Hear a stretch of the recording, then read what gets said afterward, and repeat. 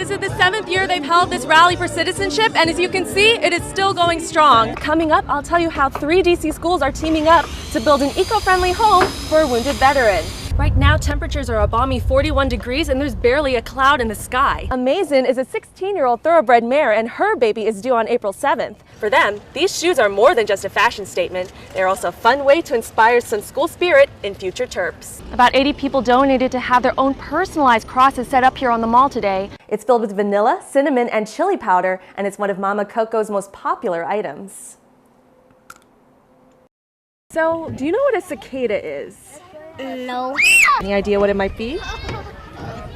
No. It's a stinky bug that flies around. Close. That's a stink bug. These are cicadas. Magicicada brood 2 to be exact. These guys have been sleeping underground for the past 17 years. But coming this May, they'll be waking up and taking over the East Coast by the millions.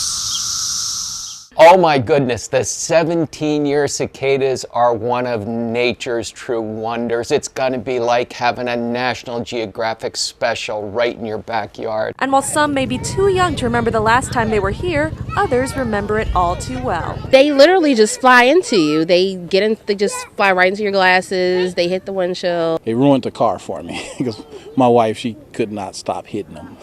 I know what you're thinking. It hasn't been 17 years since we last saw cicadas in this area.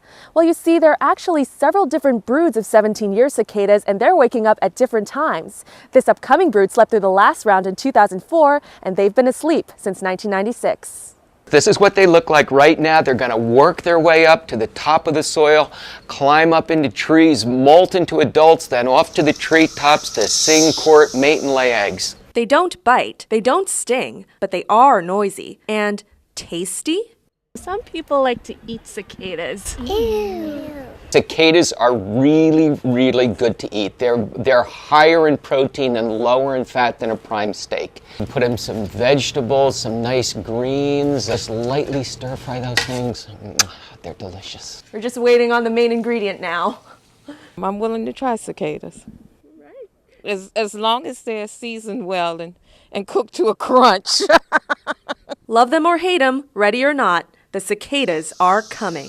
In Clinton, Leah Villanueva, CNS TV.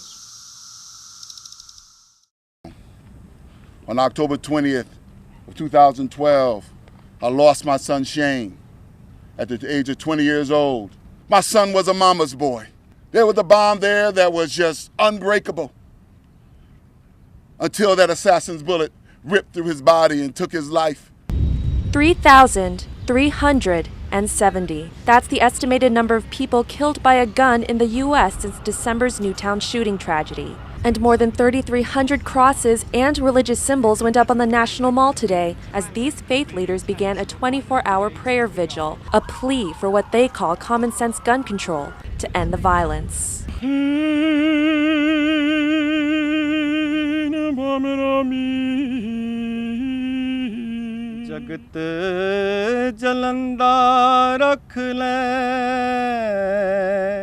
Our God and our Creator, we are here, standing in a field of memories that have hearkened us to the tragedy of gun violence. Not far away at the Capitol, Congress continues to debate universal background checks for gun owners. That's just one of the regulations these faith leaders are praying will pass. I do not want to live in a country where our kids have to endure this kind of violence in schools and colleges. What kind of country are we raising? About 80 people donated to have their own personalized crosses set up here on the mall today to honor the memory of the loved ones they lost due to gun violence. My son was a cripple. He couldn't run fast enough from the assassin's bullet. But I've dedicated my life to run for him. I'm running for him and every other child that wants to live in America free. Of America! In Washington, Leah Villanueva, CNS TV. B'Tselem Elohim, in the image of God, He has created him. I started crying a little bit when I saw him taking his first breaths. It was really amazing. It was absolutely magical. Meet Rebel. He's the newest little star at the University of Maryland campus farm. Like many babies, he's curious about everything. And he's teething. We don't need to bite me. And at just 3 weeks old, little Rebel is already making history. He's the first foal to be born on the campus farm in almost 30 years. In the 80s, they had a very prominent, mainly thoroughbred breeding program, but it was at a farm in Ellicott City. And once that farm was paved over, the breeding program shut down. Our campus farm is so small, it really doesn't have anywhere to house them.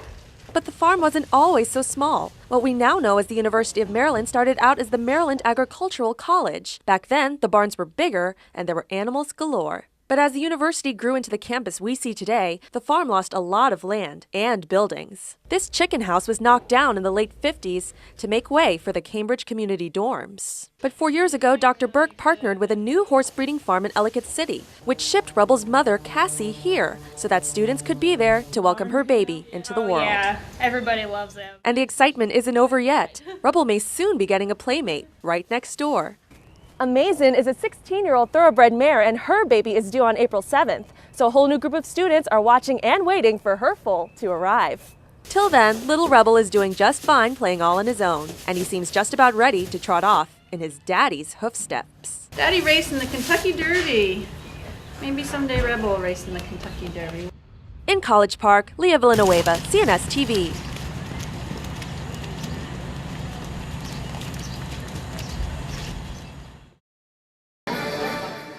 She made it all the way to the final two, beating out 2 other pastry chefs who came before her. And at TJ Elliott's restaurant in Bowie Thursday night, all eyes in the house were glued to the screen. And then,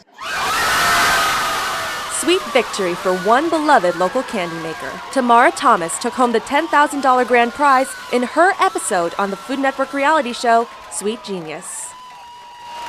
It was a day this small business owner never dreamed she'd see. In the basement of an antique store in Old Town Bowie, Thomas owns and runs her candy shop, Mama Coco's Delights. Here, she hand makes and sells every kind of candy under the sun. So the best thing about opening these doors is when you open them, you get this huge whiff of chocolate that just kind of hits you. But for Mama Coco's doors to open 2 years ago, another door in Thomas's life had to close. I was laid off, and that ended up kind of making me go, you know what, I think it's time to open my shop. The beauty about candy making is it's a happy job, and my customers are happy, and generally there is this elation and joy when people come in here. And here we have the final product, is the Aztec Spice Truffle. It's filled with vanilla, cinnamon, and chili powder, and it's one of Mama Coco's most popular items.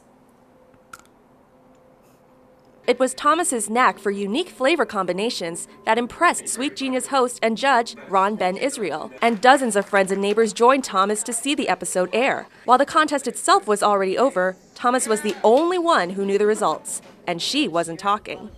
Hopefully tonight when she wins, hopefully. So, has she not told you? No, she can't. But the surprise ending was all worth it in the end.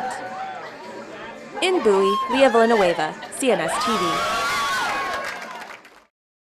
Have you ever gotten stuck in metro traffic? Well, you don't have to anymore. Google has created real-time service alerts from Metro, allowing you to see how long your ride will actually be. They were pastors, rabbis, sheiks, all united by one goal: praying for Congress to take action to bring gun violence to an end. An ad campaign proposed by Ocean City government accuses the state of stealing your fun. How? By starting school before Labor Day. The ad asks kids to get their parents to let them sign a petition to change the law. And some lawmakers are not amused. Another DC politician heading to jail. Well, not exactly. A judge has set a sentencing date for D.C. Mayor Vincent Gray's former campaign aide Thomas Gore. Gore admitted to making secret payments to another candidate and then shredding records of the transactions. Now we're taking you from a ferry driver to a truck driver, but this isn't your typical big rig. After many successful years working for retail giants like White House Black Market and Victoria's Secret, owner Shelly Sarmiento decided to take a risk. She transformed a bread delivery truck into a business. CNS TV's Jocelyn Rubin traveled to Severna Park to see the little white fashion truck for herself.